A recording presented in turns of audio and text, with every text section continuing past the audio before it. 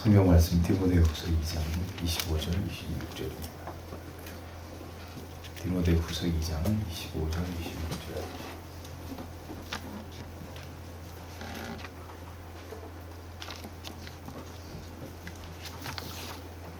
같이 읽겠습니다. 마땅히 주의 종은 다투. 25절. 거역하는 자를 온유함으로 징계할지니 혹 하나님이 저희에게 회개함을 주사 진리를 알게 하실까 하며 저희로 깨어 마귀의 올무에서 벗어나 하나님께 사로잡힌 바 되어 그 뜻을 쫓게 하실까 함이라. 아멘. 75문 생명에 이르는 회개란 무엇인가? 생명에 이르는 회개란 하나님의 성령과 말씀에 의해서 죄인의 마음속에 이루어지는 구원의 은혜이다. 그로써 자기의 죄의 위험성과 더러움과 추악함을 보고 느끼고 통회하게 된다. 따라서 그리스도 안에서 베푸시는 하나님의 긍휼하심을 깨닫고 자기 죄를 몹시 슬퍼하고 미워하는 나머지 그 모든 죄를 떠나 하나님께로 돌아와 범사에 새로 순종하면서 끊임없이 동행하기로 목적하고 노력하게 되는 것이다.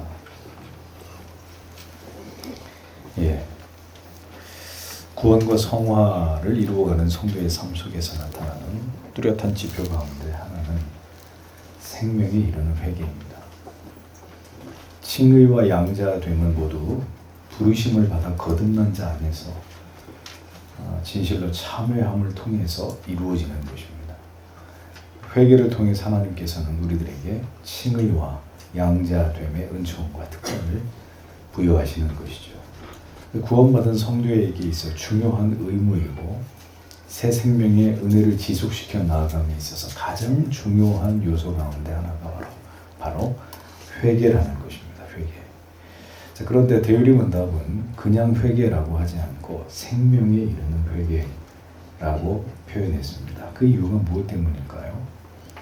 그것은 회개면 다 같은 회개가 아니라 생명에 이르지 못하는 회개도 있을 수 있기 때문입니다.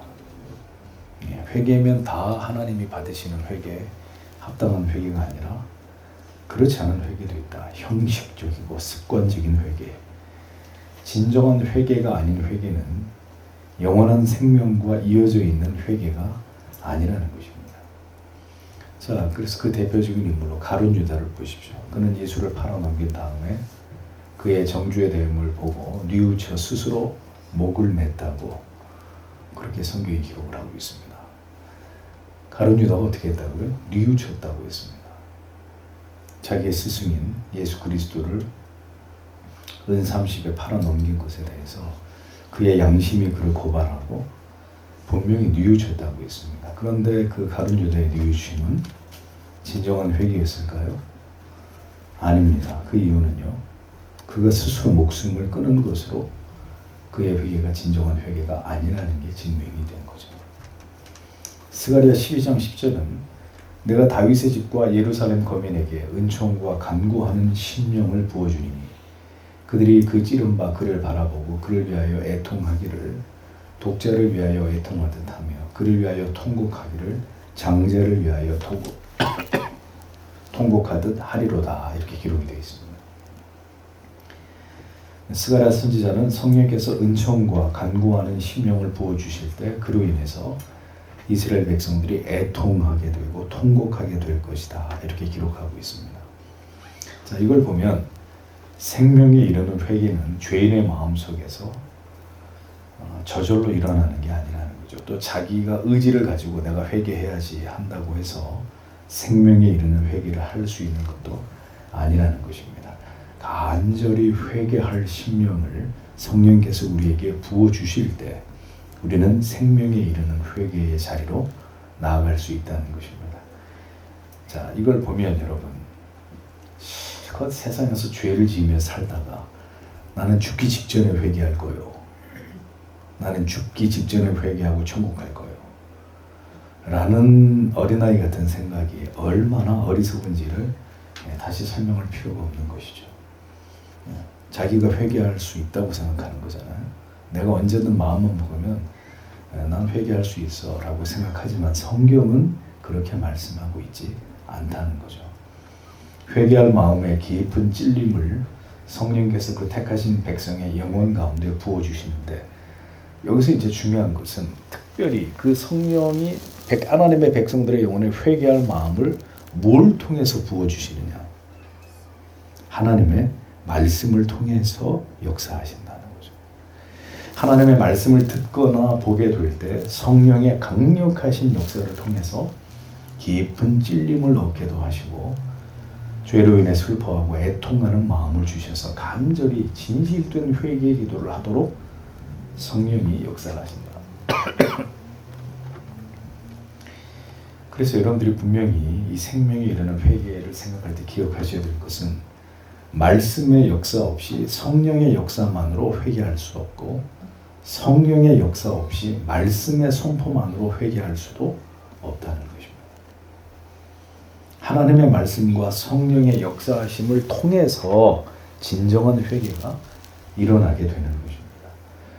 자, 그러니 인간의 감각을 자극하는 찬양을 세속적인 악기들을 동원해가지고 자기 연민에 빠지게 하는 이런 멘트들을 이렇게 첨가해서 그렇게 기술적으로 부를 수는 있습니다. 뭔가 사람의 마음을 이렇게 말랑말랑하게 만들어서 여러 가지 효과를 집어넣어가지고 말입니다. 사람의 마음과 감정을 한껏 건드려 놓으면 결국 눈물샘을 자극할 수도 있습니다. 자, 그러면 이것은 성령이 주시는 회개입니까? 성령이 주시는 회개의 은혜예요. 자기 연민에 의해서 감정적이고 감상적인 자극에 의해서 흐르는 그런 눈물일 뿐이지 생명에 이르는 진실된 회개의 눈물이 아니라는 거죠. 자, 그럼 그 이유가 뭘까요? 하나님의 말씀의 선포가 없기 때문입니다. 또한 하나님의 말씀이 정확히 죄를 지적하고 깨닫게 할 수 있습니다. 그러나 성령의 역사가 없으면 그 말씀이 바로 나에게 해당되는 말씀이고 지금 나의 죄를 깨닫게 하시는 말씀으로 마음에 깊이 와닿지 않을 것입니다. 메마른 마음에 나를 정죄하는 저격하는 말씀으로만 이해가 돼서 거부감을 느끼게 될 뿐일 것입니다. 아니면 그 모든 하나님의 말씀에 대한 지식이 타인을 정죄하고 판단하는 무기가 될 뿐일 것입니다. 왜 그런 일이 일어나죠? 성령의 역사가 없기 때문에.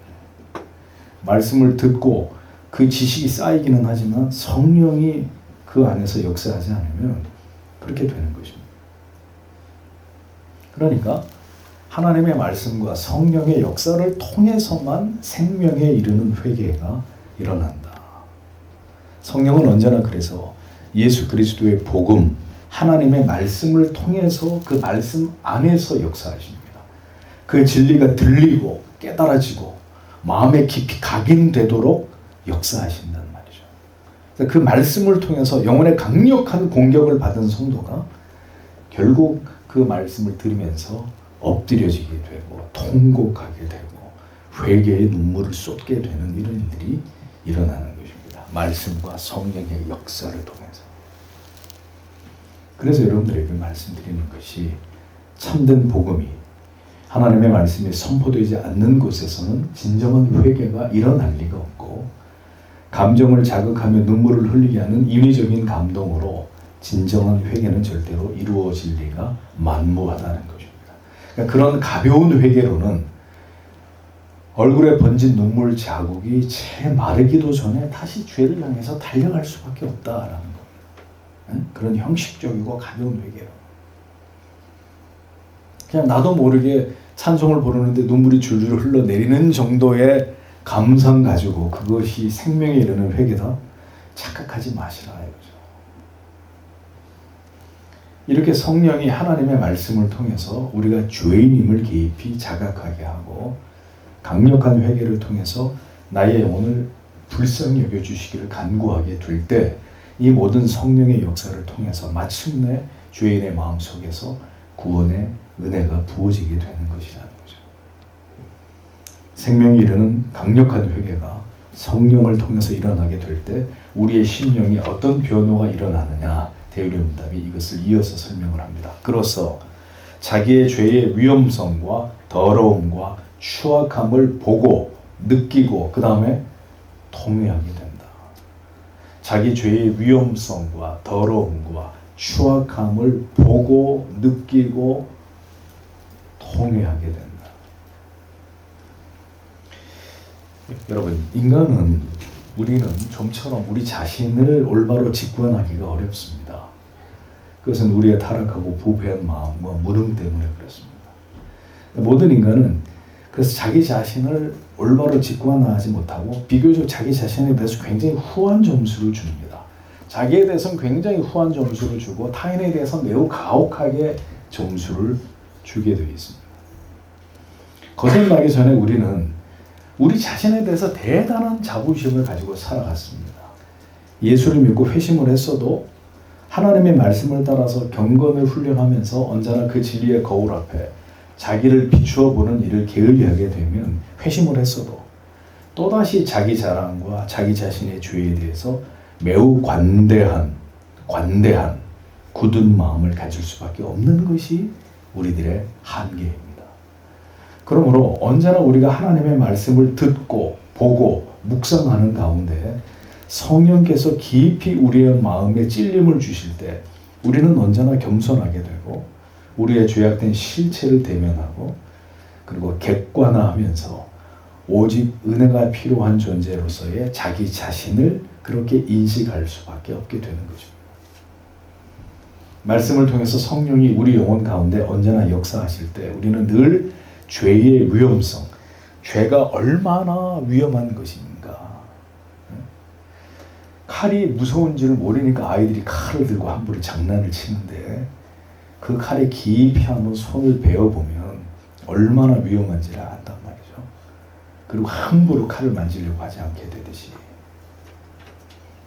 죄의 위험성을 모르니까 대담하게 죄를 저지르는데 죄가 얼마나 위험한 것인지를 성령이 각인시킨다고요. 그 다음에 죄가 얼마나 더러운 것인지, 얼마나 나를 추악하게, 추접하게 만드는 것인지, 하나님의 형상을 따라 지음받은 인간을 얼마나 더러운 존재로 만들어 버리는지를 또 성령이 생생하게 깨닫게 합니다. 위험성과 더러움과 추악함을 직시하게 되는 거죠. 이게 이제 죄에 대한 의식이 생기는 거예요, 성도가. 그러니까 그 전까지는 죄를 그렇게 생각하지 않아요, 절대로. 때때로 죄는 너무나 친숙하고 손을 뻗어서 먹음직하고 먹음직하고 보암직하고 내가 내 것으로 만들고 싶은 이런 것으로 우리에게 인식이 될 뿐이지 죄가 이렇게 더럽고 추악하고 위험하다 그렇게 느끼지 않습니다. 그러니까 죄를 쉽게 저지른단 말이죠. 죄를 저질러도 죄를 저지른지도 모르고 따라서 참여하지도 못하는 일들이 일어나는 것이라는 거죠. 그런데 성령이 우리 가운데 말씀을 통해 역사하게 되면 이 모든 것이 적나라하게 영혼의 수면 위로 드러나는 거예요. 저 밑에 가라앉아 있던 그 죄인 줄 몰랐던 온갖 추악하고 위험하고 더러운 것들이 영혼의 수면 위로 떠올라요. 하나님의 정밀한 말씀이 그의 영혼 가운데 계속 떨어지면 영혼의 수면 위로 죄가 떠오른다.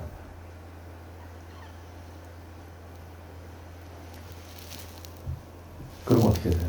거기서 정말 내가 이러한 죄인이라는 사실을 깨달으면서 하나님 앞에 애통하는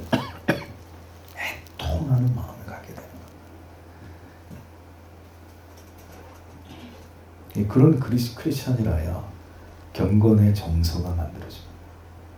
경건하게 산다는 것, 경건을 유지한다는 것, 하나님을 뜨겁게 사랑하면서 믿음의 삶을 살아간다는 것에 대한 이해가 생기는 거죠. 은혜가 소멸되고 하나님의 말씀으로부터 멀어질 때 가장 먼저 일어나는 일은 우리의 영혼 가운데 애통함이 사라지는 것입니다. 여러분 언제 애통해 보셨습니까? 언제 닭똥 같은 눈물을 흘리면서 나의 죄와 연약함, 나의 추악함, 내가 지금 저지르고 있는 이 죄에 대한 엄청난 두려움과 위험성 때문에 하나님 앞에 애통하며 가슴을 치며 울어보셨습니까? 그 말의 의미는 죄가 저질러져도 날카롭게 그것이 마음에 인식되거나 그로 인해서 두려움이나 찔림이나 애통하는 마음이 생기지 않는다는 것입니다. 즉 영혼이 둔감해진단 말이죠. 영혼이 둔감해지는 거예요. 자기가 지금 무슨 죄를 저지르고 있는지를 전혀 깨닫지 못하는 거예요. 말씀과 기도로 깨어있고 성령과 교통하지 않으면 즉각 우리의 영혼은 무디어지게 되어 있고 양심을 지키는 경계병이 잠을 자게 되므로 죄를 지어도 양심이 둔감하게 반응하게 되기 때문에 결국 회개의 필요성을 점차 잃어버리게 되는 것입니다. 그러니 회개를 언제 했느냐 기억도 나지 않는 거예요. 그런 일이 가능해지는 겁니다. 신자라 하더라도. 영혼의 상태가 그렇게 1년 동안 청소하지 않은 지하실 방처럼 방치도 있기 때문에 이 시간이 길어질수록 영혼의 깊은 침체의 시간은 늘어날 수밖에 없게 되는 것입니다. 그리고 속수무책이 되는 거예요. 죄에 대해서 둔감해질 때 참된 회개는 저 멀리 영혼에서부터 멀어지게 되어 있습니다. 그리고 그 이유는 말씀을 통해서 역사하시는 우리의 죄를 선명하게 깨닫게 하시는 성령의 역사가 우리의 죄와 게으름과 완고함을 통해서 소멸되어 갔기 때문입니다. 그러니까 여러분 우리의 영혼은 거울과 같습니다. 거울을 여러분 며칠에 한 번씩 닦으십니까? 며칠에 한 번 닦으세요? 더러워져야 닦죠. 뭔가 이렇게 힘이 해가지고 내 얼굴이 잘 안 보일 정도가 돼야 아유 거울이 왜 이렇게 더러워 엄마 거울 좀 닦지 이러면서 그제서야 거울을 닦습니다. 매일매일 거울을 닦는 사람은 많지 않을 거예요.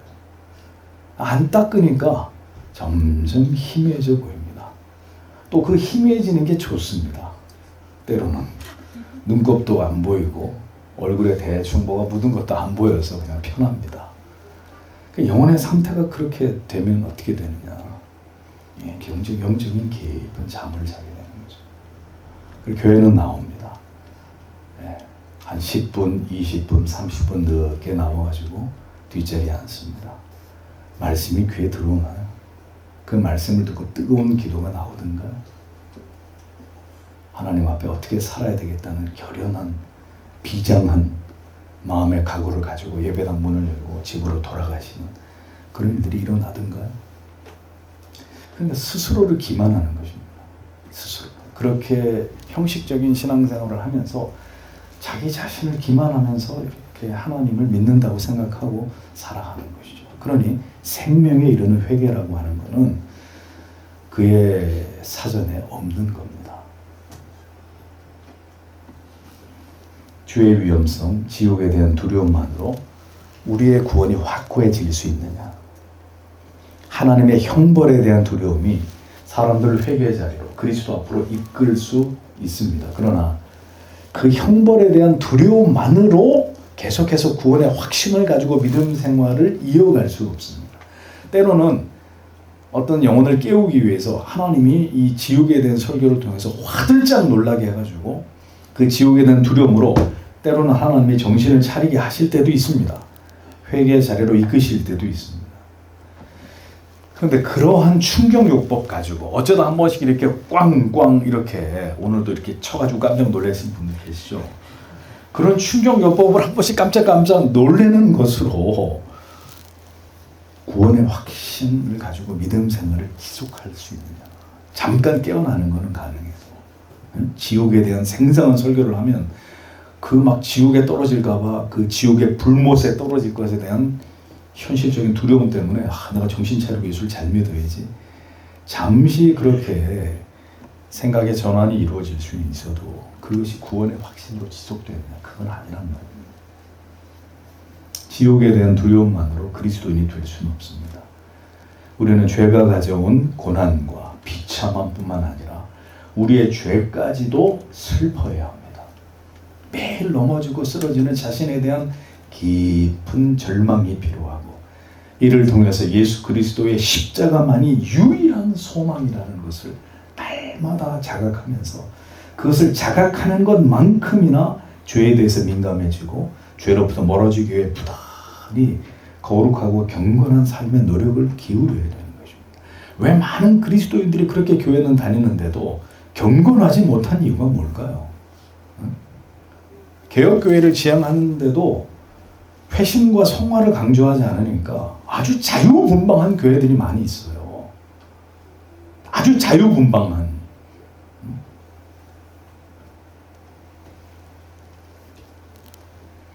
참회를 통해 심령이 깨끗하게 된 자는 영혼의 거울에 비추이는 작은 죄에 대해서도 즉각 반응을 하게 되어 있습니다.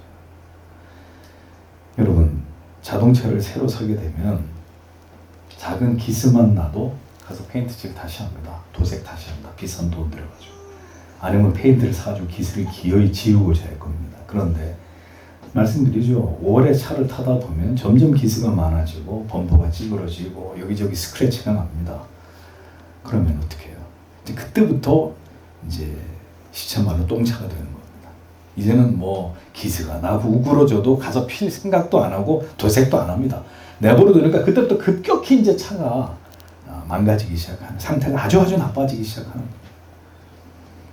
죄가 빈번해지고 그 죄를 참여하거나 멀리할 만큼의 영혼에 민감하고 경건한 상태를 유지하지 못하게 되면 점점 더 눈덩이처럼 죄가 늘어나게 되고 결국 그 죄 아래서 영혼의 모든 민감함이 사라지게 되면서 완전히 죄에 장악당한 채 자포자기 상태에 이르게 되는 경우들이 생겨나는 것입니다.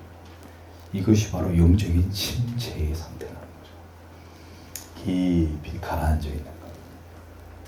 떠오를 능력이 없어요. 스스로. 영혼의 자정 능력을 완전히 상실하고 계속해서 부패하고 강팍해져서 영혼 전체가 하나님의 은혜로부터 멀어진 채로 그냥 간신히 호흡만 하고 있는, 저 중환자실에 가면 여러 가지 기계를 꽂아놓고 산소호흡기를 입에다가 씌운 채로 그냥 간신히 호흡만 하고 있는 이제 이런 상태에 이르게 되는 거죠. 여러분, 생명이 이르는 회개가 이렇게 중요한 거예요. 그게 있고 없고가 이렇게 중요한 거죠. 하나님의 은혜로 다시 그 영혼의 소생함을 입고 그 지경에서 벗어나기 전까지는 스스로 힘으로 그 깊은 침체의 늪에서 일어날 수 없습니다. 그래서 여러분, 그러면 어떻게 해야 됩니까? 내가 그런 상태라면 목사님 어떻게 해야 됩니까? 죽어야 됩니까? 영혼의 깊은 침체 가운데 들어간 자는 살 길은 딱 하나밖에 없습니다. 하나님의 말씀을 붙들어야 합니다. 간절히 그 말씀을 붙들고 다시 영혼의 힘을 얻어 그 죄악의 늪에서 벗어나기 위해 몸부림을 쳐야 합니다. 그렇게 하나님의 말씀을 굳게 붙들고 매일매일 이 말씀을 읽고 듣다가 보면 다시 기도할 마음이 생기기 시작하고 기도가 다시 불이 붙게 됩니다. 처음에는 작은 불이야. 금방 다시 꺼져버릴 수 있어요. 그래도 포기하지 않고 계속 심령에 기도에 불이 붙어지게 되면 점점 더 이제 그 불꽃이 커지면서 강력한 회개의 영을 하나님께서 부어주실 때 다시 하나님 앞에 지은 죄를 통회하고 참회함으로 그 영혼이 깊은 침체로부터 소생케 되는 이런 은혜를 체험하기도 합니다. 그러니까 순서는 영적인 침체에 빠지는 사람이 말씀과 기도로부터 제일 먼저 사라지듯이 말씀과 기도가 그의 삶 가운데 제일 먼저 사라지고 이어서 회개가 사라지고 감사가 사라지고 기쁨이 사라지고 하나둘씩 사라지는 과정을 통해서 영적인 바닥을 치듯이 그가 회복되기 위한 방법도 제일 먼저 하나님의 말씀을 붙드는 것입니다. 이 말씀을 붙들고 내 영혼에 하나님 빛을 비추어 주옵소서. 이 칠흑같이 어두운 영혼에 하나님의 생명의 말씀의 빛을 비추어서 저를 그 어두움으로부터 건져내 주옵소서. 이렇게 하나님의 말씀을 붙들고 읽고 보고 듣고 하는 가운데 성령이 그 영혼의 기도에 불을 댕겨주시면 그 기도에 댕겨진 불꽃을 점점 키워가면서 결국은 이 모든 영적인 침체를 몰아낼 수 있는 강력한 회개의 기도를 통해서 그 영혼을 회복시키는 일을 행해야 되는 거죠. 성령이 여러분 안에서 그렇게 여러분들을 이끄실 때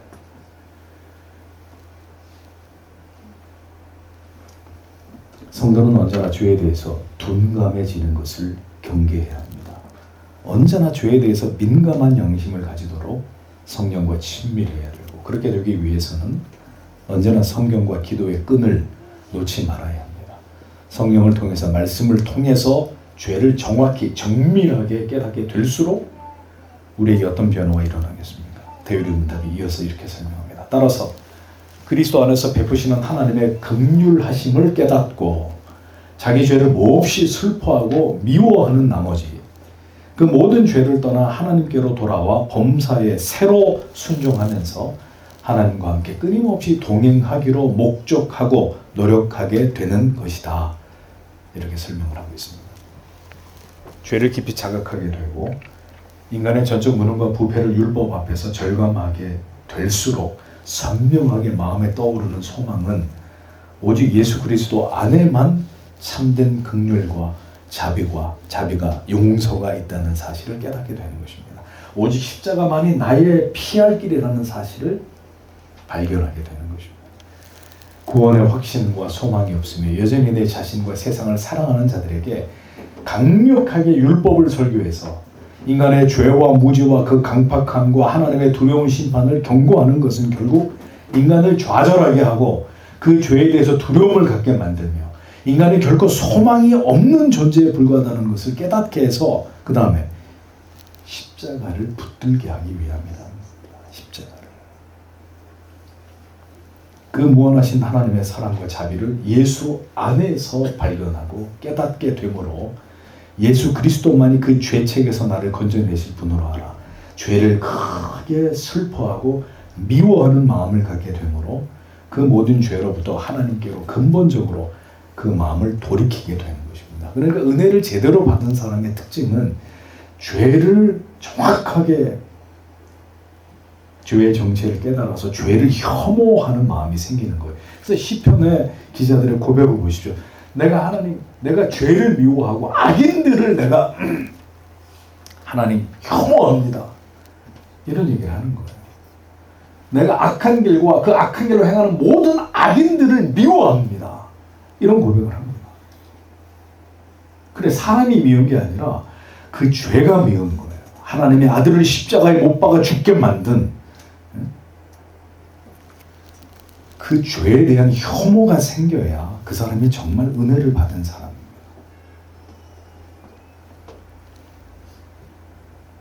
그렇게 회심을 하게 된 이후로부터는 이제 모든 일에 새로운 순종의 마음으로 하나님과 동행하기를 항상 결심하게 되는데 설령 우리가 또다시 죄에 넘어지고 쓰러지고 또다시 패배하더라도 다시 일어서고 또 일어서서 그 뜻대로 살도록 부단히 노력하는 것이 바로 생명에 이르는 회개를 지속하는 성도의 모습이다.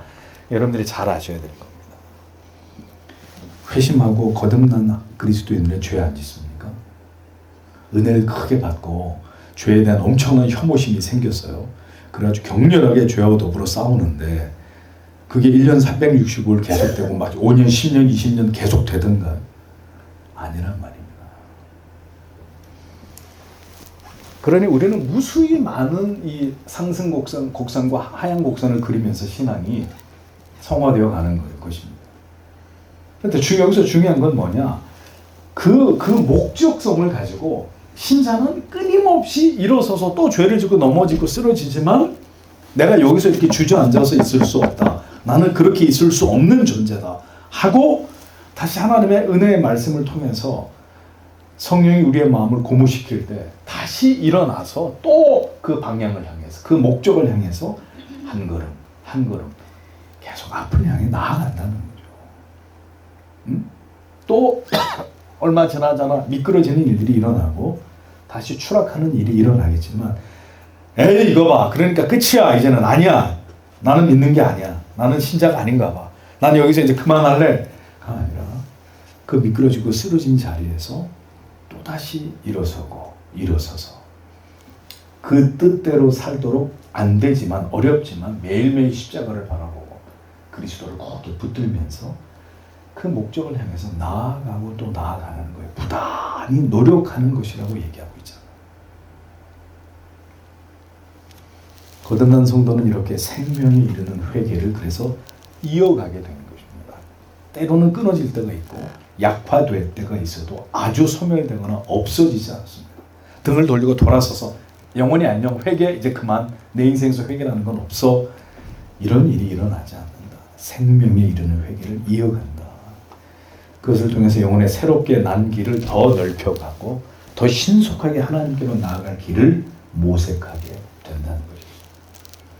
생명에 이르는 회개를 통해서 계속 구원의 여정을 쫓아가는 성도는 절대로 자기를 그래서 고집하지 않습니다.